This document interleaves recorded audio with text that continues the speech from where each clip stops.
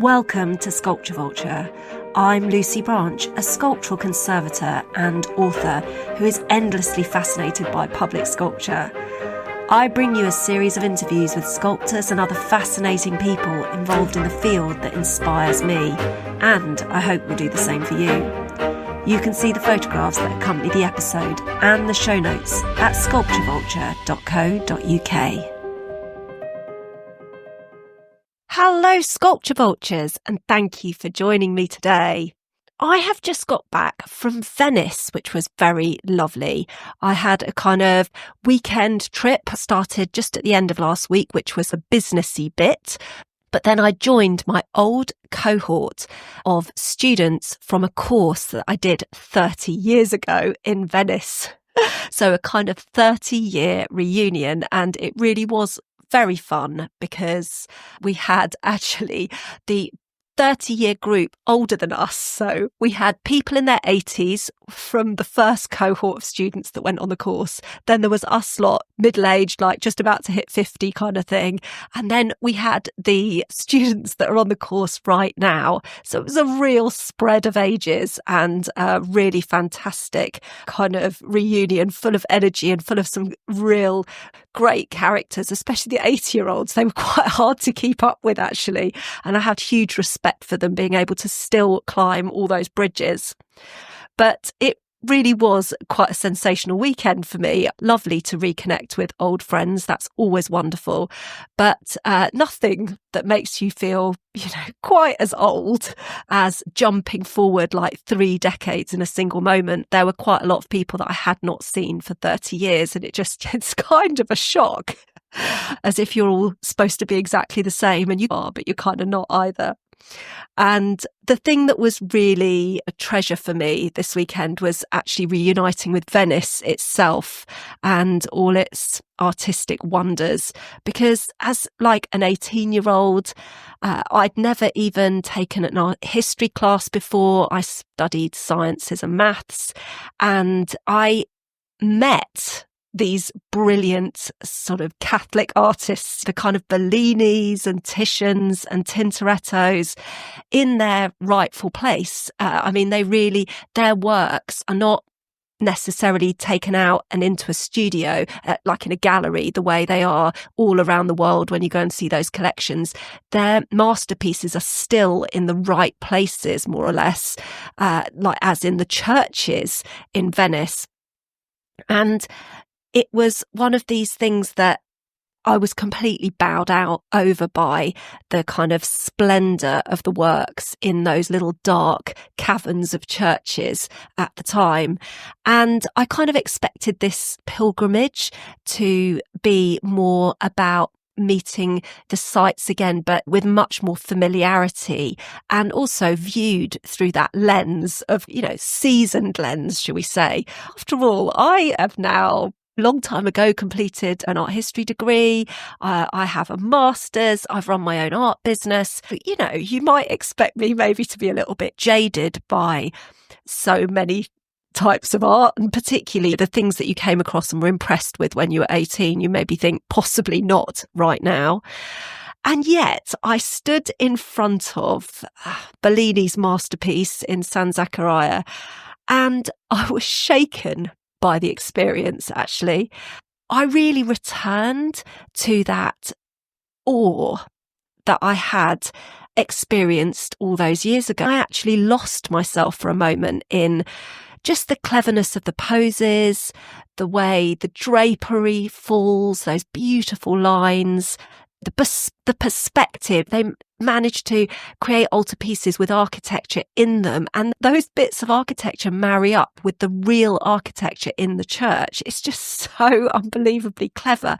And the colours, quite a lot of the works had some conservation, so they looked at their best. Well done, conservators.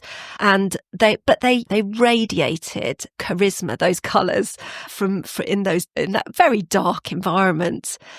And so in that moment, I felt like I had a slightly profound realization about myself, because I've grown in many ways and changed, of course, but my heart hasn't. my response to that true beauty was unchanged. I am essentially eternally 18 in that sense. I still am worshipping at the hands of master craftsmen, master artists. That's what I do here on Sculpture Vulture. But the reunion simultaneously can show us that although we can travel quite far in our lives, don't think I'm ever going to age in that respect. And I think that is very comforting. So I noticed on the news, we haven't had a lot of news and sculpture recently, not particularly thrilling news anyway, that is worth a lot of chatter. But I did notice that Benjamin Britten is being celebrated. He is going to have a statue unveiled later this year, I believe. And it is by the sculptor Ian Rank Broadley, who I am going to continue to pursue, but I imagine may continue to rebuff me. But he is doing a sculpture in Lowerscroft, Suffolk, for the Benjamin Britten that was as a child. And they want to do this point in his life, this commemorative point in his life, to inspire the young people to look on him as somebody that realised his dreams. And I think that's pretty lovely. So I thought I'd mention it, because the idea of most of the contemporary monuments, we are commemorating the man or the woman in adulthood, but it's a nice idea that they are commemorating him earlier, so that hopefully it means more to those kind of formative minds. They're definitely targeting a younger audience. Today on the show, I have Dr. Susan Owens joining me, who is a former curator of paintings at the V&A and is an independent scholar.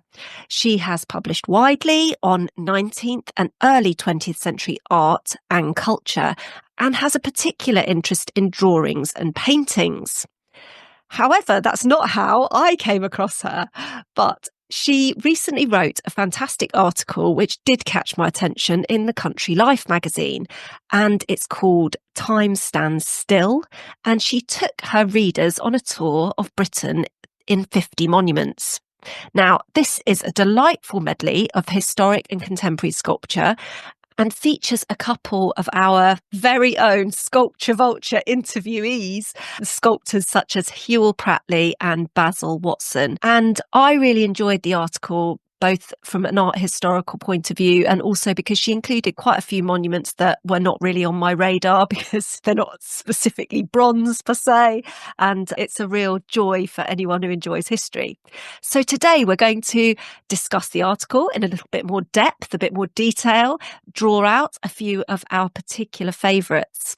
So I began our conversation by asking her when she'd first become interested in public monuments.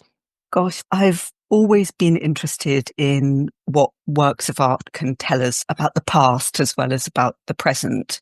And I think because I used to work at the V&A, so as a curator, I think you get used to looking at the material, the physical world around you and thinking in that way.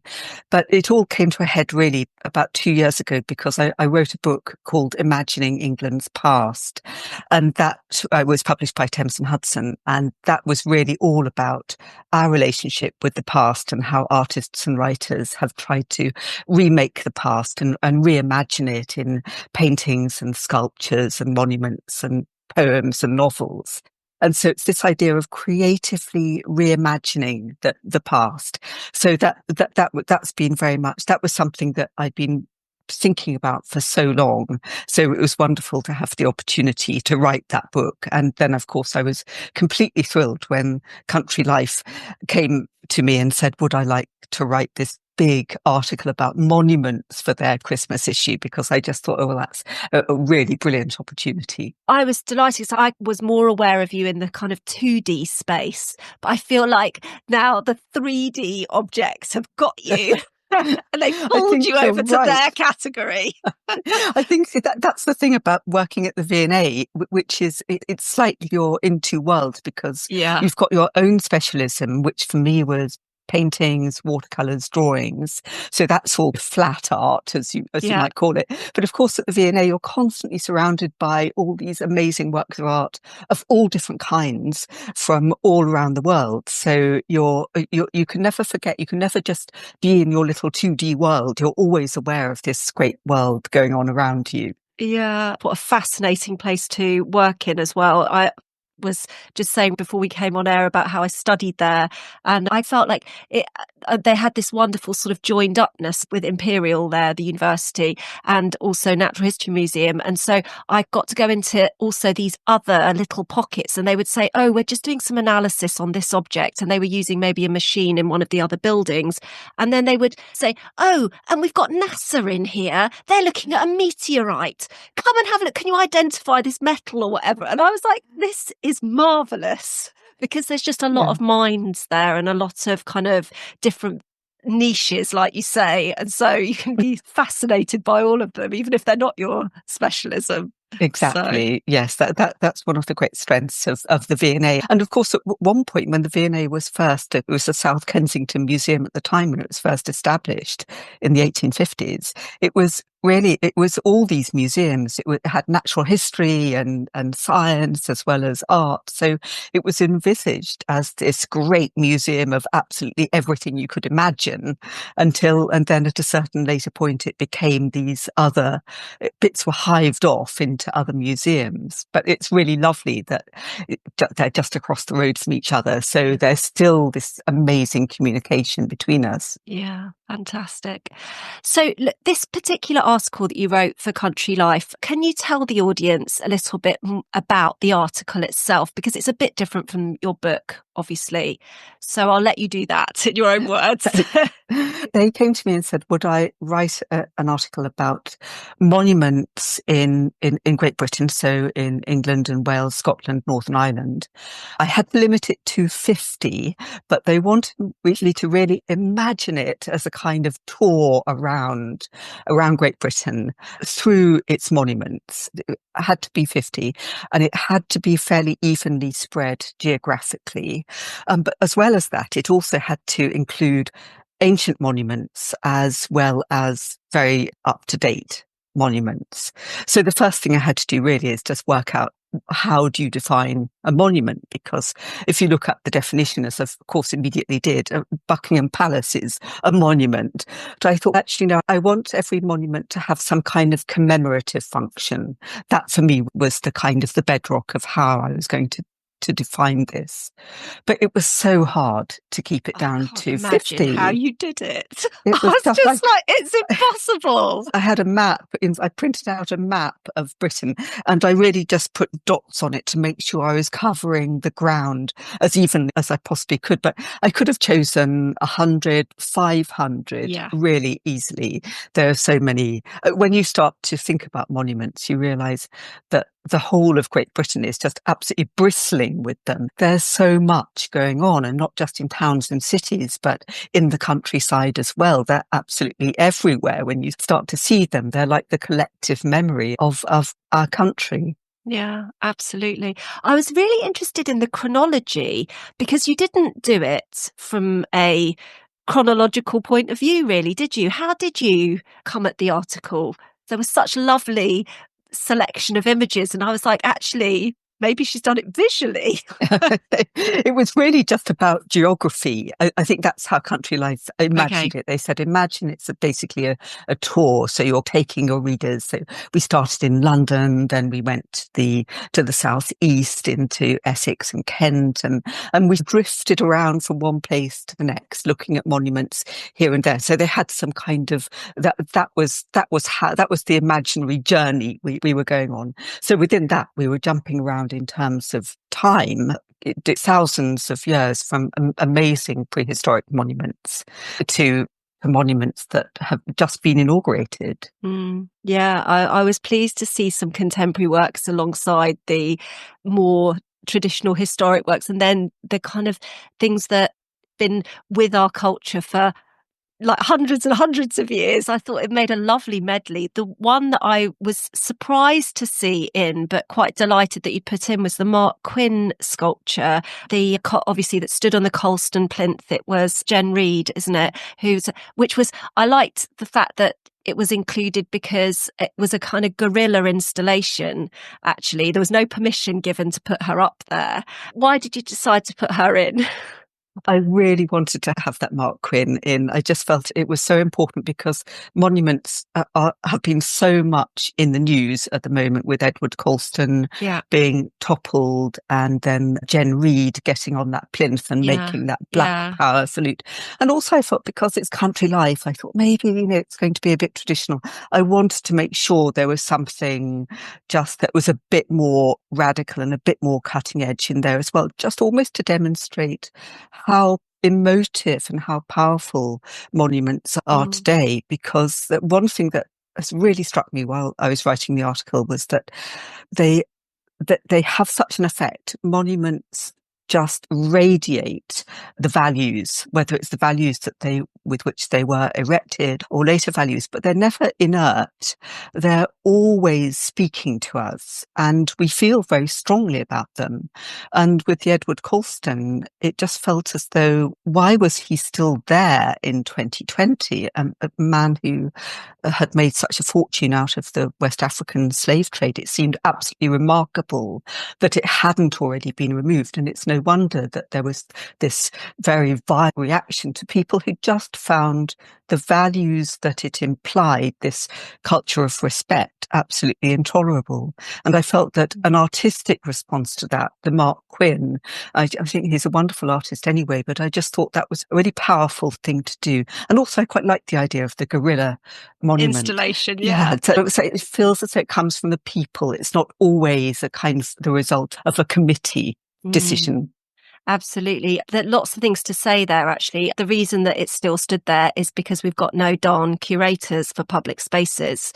Institutions have curators, and once a statue goes into its place, it gets taken over by highways or parks or whatever, and they're not art history trained. Of course, they can't be trained in everything, and I think that the public spaces desperately need some curation, actually, and it would be a wonderful thing to see eventually, but it's not there yet. I think that's such a good point. And oddly enough, I was just listening to the Today programme this morning about the Grenfell Tower and what should happen to it. And there are voices on, because the government has just announced that its plans to demolish it. But there are voices from some of those who lived in the tower that, well, it shouldn't be demolished. It should be taken down to a level to make it safe, and the remains should be there almost as its own monument, that's one way of looking at it. And I feel that it would be better to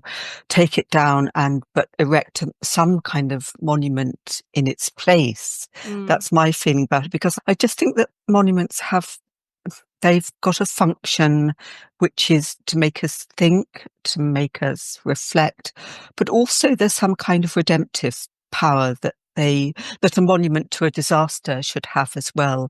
I think it shouldn't just be about the raw pain and grief of the event. I think it should be part of a process of grieving and coming to terms. And I think something incredibly beautiful on the site, a little bit like the Twin Towers in New York, the monument there is really extraordinary and powerful. But yes, how will that decision be made? That would be interesting to know. Absolutely. It'll be a difficult decision indeed. I was sad about the Mark Quinn statue because it got quite a lot of flack, but I did think he did step in and do something that was needed at that precise moment. He was very bold to do it, actually. So I don't know. I felt sad that there's been such controversy over that. So I was really happy to see it come into the article. Oh dear. I was also thinking about the fact that monuments to war are quite dominant in our society. There are a lot of them and they are beautiful, and so they get a lot of the attention. But actually, I was quite pleased to see that it wasn't all about war, this article. It was a lot more of celebratory as well.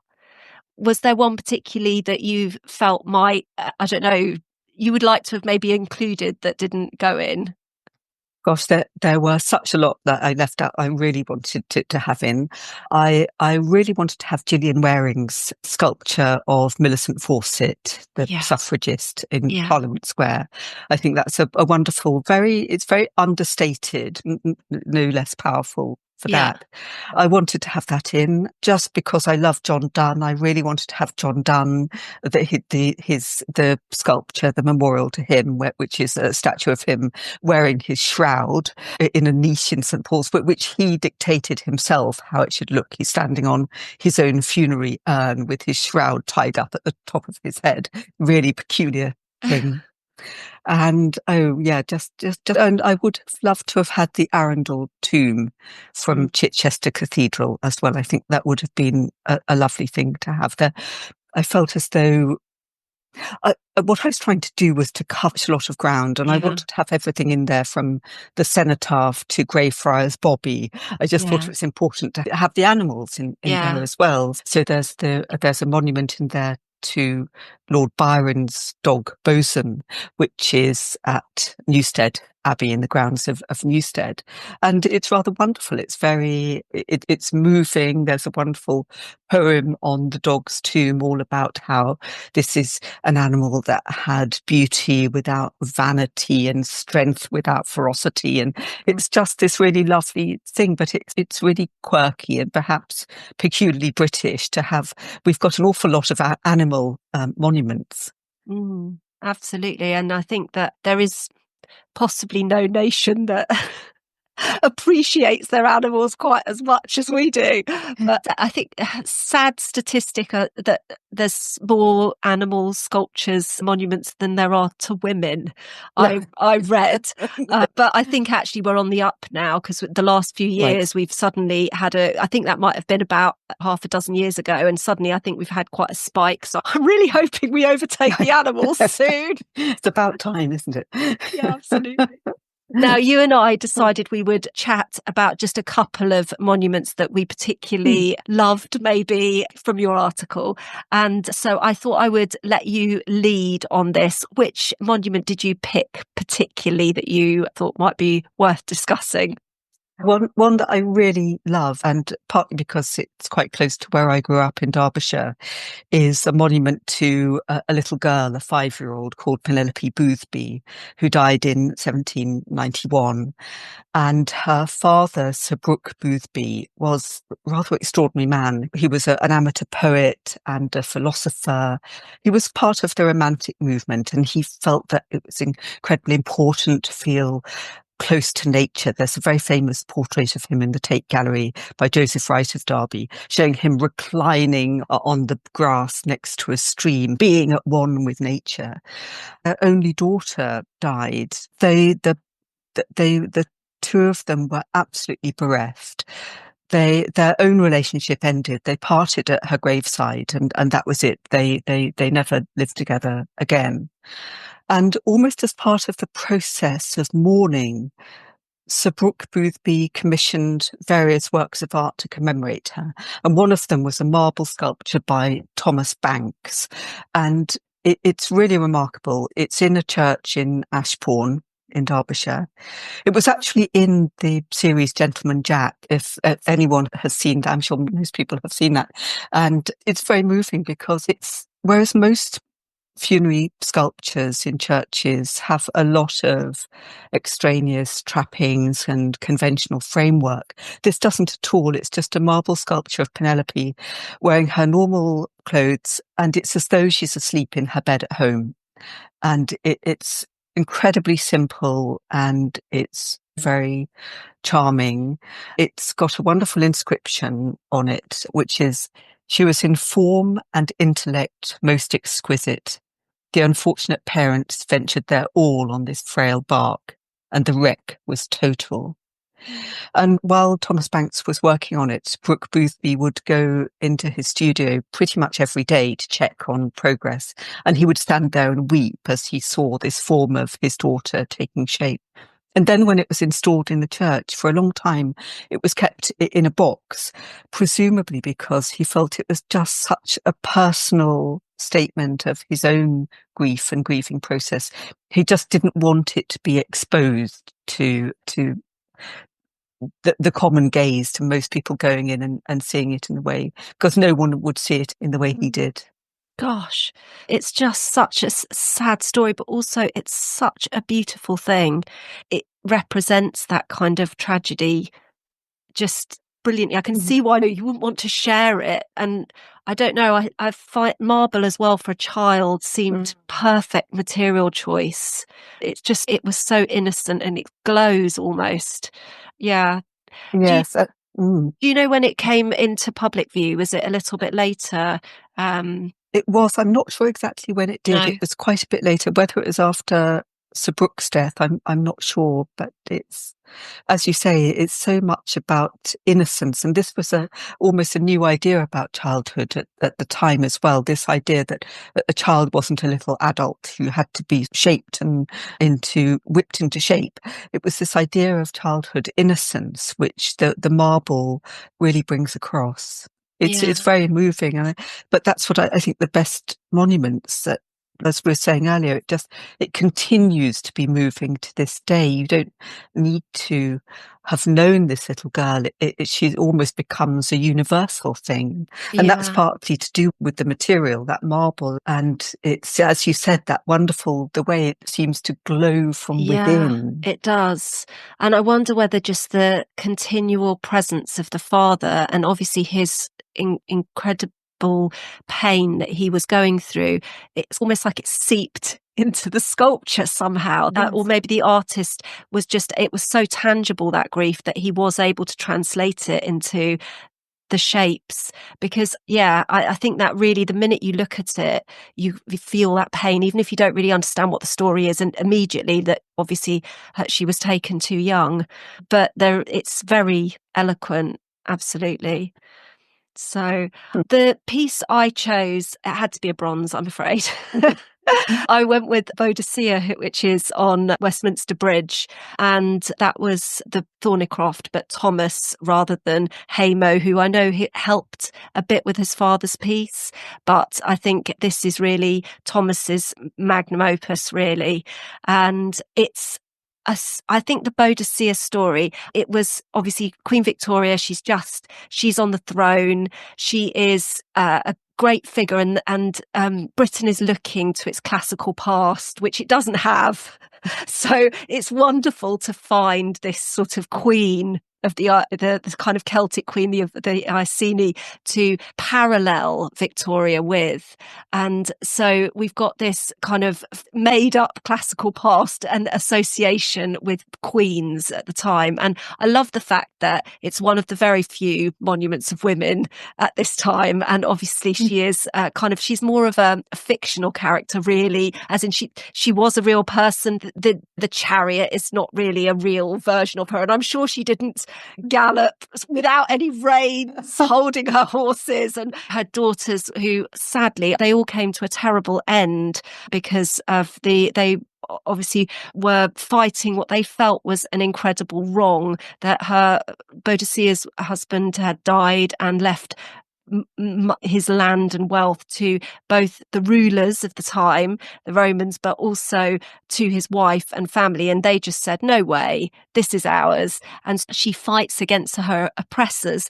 But sadly, I think she is defeated quite in an awful way, and her daughters are raped and things. But this is a moment of captured where it's just so uplifting. It's just, there's such strength. She's commanding those horses by her mere presence, and also commands all those buildings around her. Like it wasn't designed as such, as in obviously the Parliament, and you've got Westminster Abbey just behind, and you've got the County Hall, which is local government. But if you're looking at her as Victoria, she is commanding the state, she's commanding the church, she's all these buildings around her in this setting now, local government. She's just there, and she's right in the middle of them all. It's just it's marvelously done. And I don't think he could have seen quite how brilliantly it worked out, because obviously he unfortunately died before it was put in to that location. And they had a bit of back and forward about where it was going to go.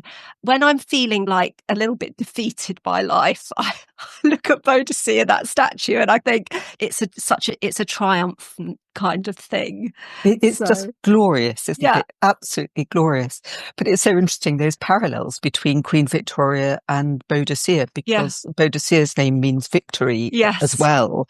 And I don't know how much of a say Queen Victoria and Prince Albert had in the commissioning of it, whether they were somehow, because Thornicroft had done an equestrian statue of Queen Victoria herself, hadn't he? Yes. It almost feels like a metaphor for Victoria, doesn't it? I think it is. I think there was definitely, that was a strong aspect of it. Absolutely. And I understood that they did have quite a bit of input in it, but quite how much, I'm not sure. But I know that Thomas Thornicroft was an artist that sort of had a lot of interests, shall we say. And so I think his interest in the piece ebbed at a certain point. It didn't get realised and I think it was to do with the fact that actually interest in the project ebbed as well. And when that happens with an artist, I think they start looking elsewhere for creative energy. And it's a lot of bronze as well. Yeah, it's an enormous sculpture. Yeah, it really is. And I know that it was Morris Singers that ended up getting the job to cast it, all the pieces, and put it all together. So they got it in the end. But it was actually another foundry that had originally got the commission. And so I think that must have been quite devastating to have the commission of that. And then suddenly when it actually comes to being realised, because I think it was the early days that they thought that they were going to get it done, then when it lapsed for ages, and then in the end they didn't get it, I thought that would be quite devastating, especially when it's been quite successful. It's really quite sweet story, but my mum and dad made a pact together that when one of them left the building, or when one of them died, they were frightened that they might not be able to find each other in the afterlife. And so they made a pact that whichever one went first, the other one would go and wait for them in front of the Boudicca statue so that they could join up in the kind of mortal realm. So that's what they're going. Oh, that's so wonderful. It's such a wonderful thing, but also very sad. Really sad. But that's what monuments mean to people. They're meeting places, aren't they? They are. Yes, they're focal points, aren't they? They are. The way we think about who we are, for emotion, for ideas. They're so powerful. Yeah, absolutely. I actually met a gentleman the other day he's a big influence in helping people get off the streets with homelessness. And he was saying how important monuments are to gather the homeless as well. He said they're always left out of the picture, but actually a lot of homeless people come to monuments. They gather round them because, again, it is a gathering point. And, and he says, I don't go out to find the people. I go to the monuments because that's where they'll be. Yeah. And your next one, which was that? Oh, I wanted to talk about the Scott Monument in Princes Street Gardens in Edinburgh, partly because I love the writings of Walter Scott. I think that he's not much read these days. I think it's just Ian Wilson and Rory Stewart and a few other people who love his works, but people just don't really think about him anymore. I think he's seen as being a bit wordy, but I think that in his day, he was incredibly influential. Everyone read his novels. He was incredibly popular in France, not just in the UK. And so when he died in 1832, clearly something big was going to have to be done to commemorate him. So that a competition was held to construct a monument in Edinburgh to him. And it was actually won by an amateur architect, a sort of self-taught architect called George Michael Kemp. And Kemp's idea was to have this great big marble statue of Scott, sit with his favourite deerhound Maida by his side, but sitting inside this kind of gigantic Gothic cupola. So this great open structure with all these pinnacles and pointy bits, but the whole thing is absolutely immense. But within it would be housed lots and lots of little statues and figurines and heads, mostly some of poets, other Scottish poets and monarchs, but mostly of characters from Scott's own novels like Kenilworth and Ivan and Waverley. So we've got everyone there from Bonnie Prince Charlie to Gurth the swineherd from Ivanhoe, all these little figures. So it's almost like being inside Walter Scott's brain when you look at it, because there are all these figures, some of which he's invented, others who are real figures from history who are placed there. But that's, in a way, that's a nod to Scott's particular genius, because he really invented the historical novel as we know it today. It's not that no one had written novels before that were set in the past, they had, but he made this great breakthrough about making a drama out of past events. For example, having in Kenilworth, he has Queen Elizabeth visiting the Earl of Leicester at Kenilworth. So he reimagines how that was, and he invents lots of characters, entirely fictional characters, and he puts them into the cogs of this plot machinery and he sets it in motion. So he makes the past exciting in a way that it just never was before. And I honestly, I'm not sure if we'd quite have historical fiction in the same way that we do today if it weren't for Walter Scott. So there's this sort of gigantic thing, which wasn't all that popular with everyone when it was first inaugurated. I think it was 1846 when it was finally opened. Charles Dickens hated it. He said it was a great failure and it looked as though a church had just been sunk into the ground and all that was left was the top of the spire sticking up above ground. And you see what he meant in a way. There's just sort of this Gothic structure above ground. But Queen Victoria loved it and she took inspiration from it after Albert died in 1861. And when she wanted to, she was asked about a memorial, and it was suggested that maybe there could be a new university named after Albert or something of that kind. And she said, no, she wanted a monument, and she took inspiration from it. And so the Albert Memorial in London was very much based on this idea by Kemp in Edinburgh. But the whole memorial itself came at a huge cost of the workmen who worked on it, because a lot of the masons developed silicosis because a lot of them were working in closed sheds, especially the ones who were preparing the stones initially before the outdoor work began. They were working in enclosed sheds and breathing in a lot of very particles of dust from the stone. So it was estimated, and this is an absolutely horrific figure, that about half of the workmen who were involved in it died because of it. And actually Kemp himself, the architect, he didn't live to see the inauguration himself, because he was on his way home one very foggy March night in 1844, towards the end of his work on it, when he slipped and fell into the Union Canal and drowned himself. So the whole story of the monument has all this tragedy surrounding it, even though it's so celebratory in itself of Scott himself. But there's also this other story that mustn't be forgotten. Yeah. Gosh, what an unusual sort of sadness around. Mind you, I imagine that there were many deaths actually in relation to monuments that probably aren't marked, because health and safety certainly was not really a thing anyway, and people just didn't know. I remember when I started working on conservation a good 30 years ago, and I remember masks were laughed at if you wore masks. Now, I had quite bad asthma when I was young, so I always wore masks and I remember the teasing on sites that you used to get. Whereas now you can't go anywhere without you pick up a pen to do a conservation report and they're like, have you got a visor and have you got gloves on? And I'm like, I'm writing on a piece of paper. Have you got your hard hat? I'm like, apart from pigeons, what is going to hit me? So now it's gone the opposite way, but that's good in a sense. Yeah, absolutely. But wonderful. I didn't really know that monument particularly. I didn't know the significance of it actually for historical fiction, but I'm definitely going to go and have to take a pilgrimage up to that one now, because I didn't really realise how significant it was for literature particularly. I recommend. Yes, good.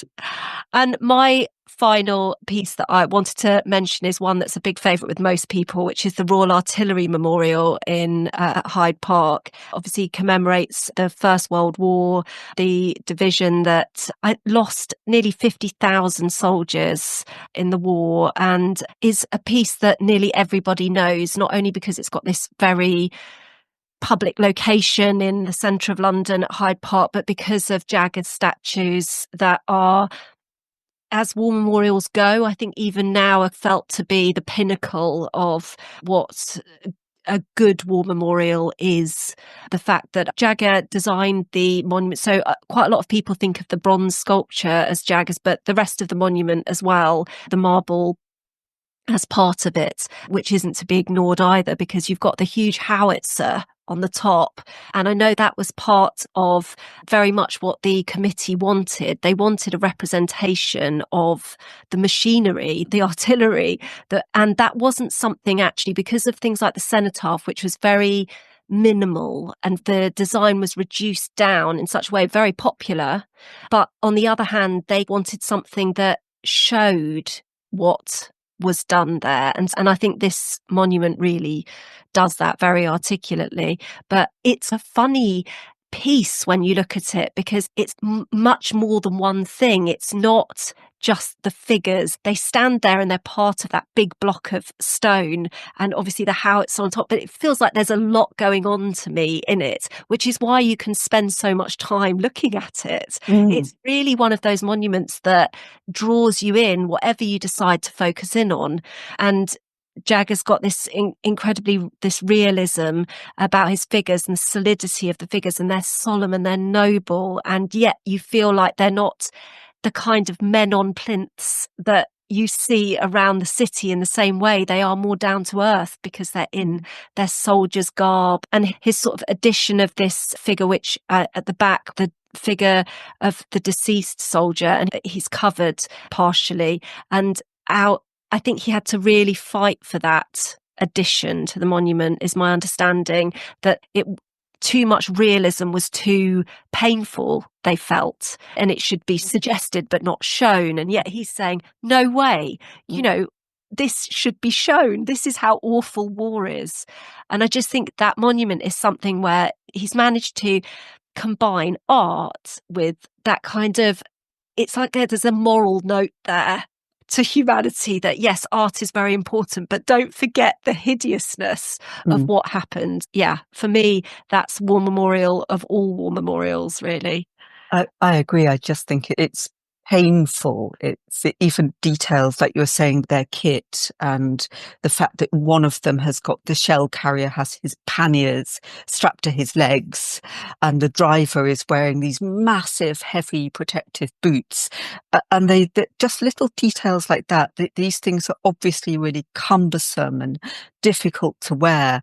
And they just, little details like that bring it home, just the awfulness and just the day-to-day difficulty of movement, and just how the thing about the overcoat, that the corpse is covered by a greatcoat. There's something almost unbearably poignant about a detail like that, that it's something that's just supposed to be designed to keep you warm, but it's actually being reused to cover this body. Yeah, I read that controversial. As well.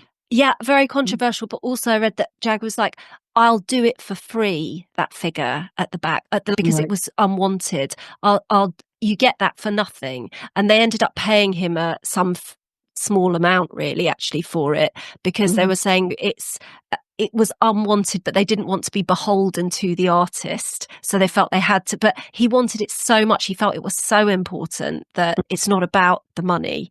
And I think all those details as well, it reminded me very much of like still lifes in paintings. There's that kind of the detail and the fact that he hasn't glossed over it, that it's as important as the figure itself, just shows the genius of the man, actually. And I think he wanted more still life elements to it, like individual pieces that didn't get put on in the end. I think there was a huge number of people involved in that committee and everybody wanting different things. It sounds like even up to the last minute, he had to make changes, which would have driven you mad. He had that vision and could see what it should be, and yet he had to tinker around with it to keep people happy, even up to the end. I don't think I'd have had the patience. And the fact that he had served, so he knew the details. He wasn't coming in from outside imagining it. No. This is all but what he'd experienced from being there in action. And also, I was thinking there'd been other sculptors involved earlier than him who they just couldn't find someone they really liked. They couldn't find a design they really wanted. And to actually get that over the finish line, I think he must have been quite a good people person as well, not to just end up saying, look, I'm the artist, let me do it, and upsetting everyone. It would never have been there, but he could see that. Yeah. Oh, Susan, thank you so much for joining me today. I really appreciate it. It's been fabulous to see the article in Country Life. The only problem I've been having is it's really difficult to get printed copies once it's off the shelf. Obviously, Country Life produced so many copies and then they're on to the next month. So yes, exactly. It just disappears. It does so easily. So I know. I think we need to be able to have somewhere where we can order extra copies. That's my demand. Thank you so much for inviting me on. It's been a real pleasure to talk about these things with you. Lovely. Tell people where they can find out more about you if they would like to. If you look I've got an Instagram account which is just Susan X Owens, I think. Susan X Owens. And then you'll be able to find out a bit more through that. And be able to pick up a copy of your book, which was give us the title of your last book again. The book about the past is called Imagining England's Past. Right. Inspiration, Imagination, Obsession. And that was published by Thames and Hudson in 2023. But a book that's much more recently been published is called The Story of Drawing, an Alternative History of Art. And that was published by Yale University Press in October 2024. Fantastic. Thank you very much. Thank you. Please support the show by buying one of my books. You can definitely pick up something useful in non-fiction if you have any sculpture that you need to care about or you need somebody else to care about. I've got a couple of non-fiction books, Bronze Behaving Badly and Wax On, Wax Off. They're really useful. Bronze Behaving Badly is all about how large-scale sculpture needs or should be looked after. It's much more for the kind of professional. It's for someone who may not have training in sculpture conservation but needs to make sure their bronzes are being properly looked after, and so that you can walk the walk and talk the talk with the kind of contractors that might be involved in that. And then you've got Wax On, Wax Off, which is much more for somebody that has bronzes at home, or maybe you're a sculptor and you're selling your bronzes and you want people to look after them, but they may not have a clue, and you've told them a few things, but they'll have forgotten them instantly. So you can give this book to them, or you can tell them to buy it. That's even better. Then you don't have to pay for it. Anyhow, both those books are very useful. Please support the show by picking up a copy. And just a little bit of housekeeping for you, just to tell you that I have actually started writing a bit on Substack. I don't know if anyone reads Substack, maybe nobody reads Substack, but I just thought that some of the interviews that I'm doing, kind of things strike me. Obviously, if you've been listening for a while, that I quite often have a little ramble at the end about what my thoughts are on the sculptors. But sometimes some of the interviews this season have not been so much with the actual artist, and I may not be reflecting directly on them, but they may be with like an expert or somebody that is just very interested in a particular sculptor and has something to tell us about that sculptor. And so sometimes I feel like there's more that I'd like to make of it. And actually, I started having a dilly-dally on Substack and realised that actually it's totally my place because it's writing, and I do love that. I'm very at home at it, and it isn't something that I feel is an extra chore. It's something that I like doing anyway. And so I've dropped a couple of articles there. They are based on the interviews that I am conducting, so you can hear the real interview if you're particularly up for that, of course, here. But there's also like maybe a little angle that I see within the interview that I think, yeah, I'd quite like to read that, and hopefully I'll bring in some new listeners that way. But come and check us out. It's just Substack/Sculpture Vulture, easy to find, and we'd love to have you.